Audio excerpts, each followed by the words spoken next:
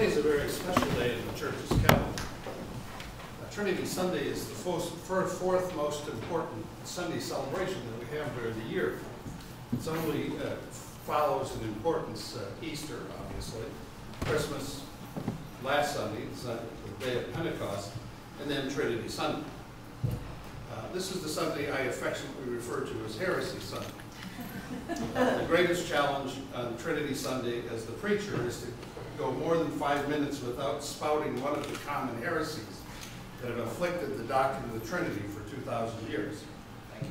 So I've decided I'm not even going to talk about that.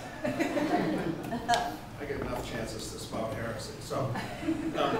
But I thought it might be kind of important to talk about what we're doing here this morning. These four young people are presenting themselves to be confirmed. Confirmation. What does that mean? I'm not going to ask you. I probably am going to tell you that before we're done. I'm remembering back to my own confirmation. The liturgy was pretty much the same as it was today, with two notable exceptions. I've already had some conversation around here this morning, and I know you've had conversation about this. What about that slap thing? When I was growing up, it was common for the bishop to slap you as a part of the confirmation service as a reminder that the Christian life isn't always easy.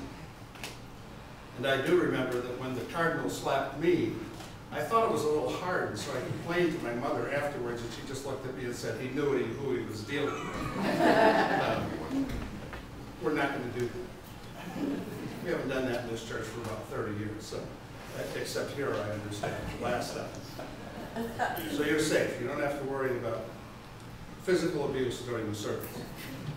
The other thing that always happens, actually as a part of the liturgy, is that the bishop asks the confirmands questions.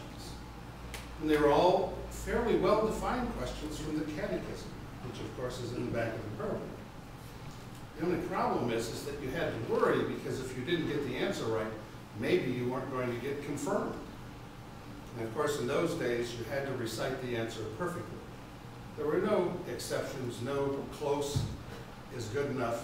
You had to get it perfectly. So guess what? We're not going to do that anymore.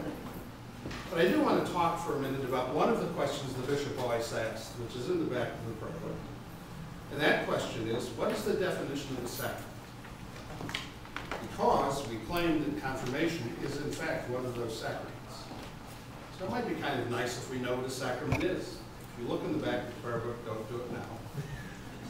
You will find that the definition of a sacrament is that it's an outward sign of inward and spiritual grace given by God as the means of that grace.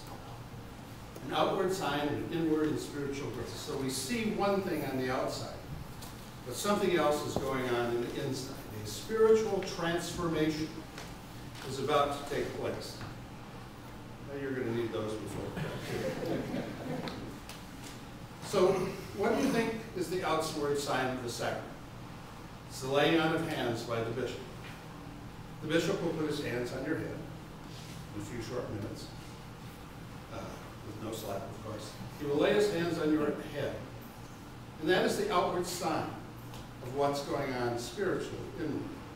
So what does that laying on of hands mean? Part of it has to do with connection. We all know what it means to be a part of a family. Some of us spend a lot of time tracing our family heritage. We can go back generations and generations, unless, of course, you have a family like mine where, you know, one day one of my relatives was famous and the next day he was in jail for stealing horses.